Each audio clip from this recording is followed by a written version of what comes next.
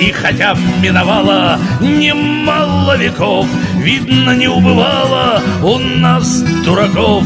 Вас прогонят, пленят, но если убьют, неуютным солдат будет вечный приют. Зря колосья и травы вы топчете тут.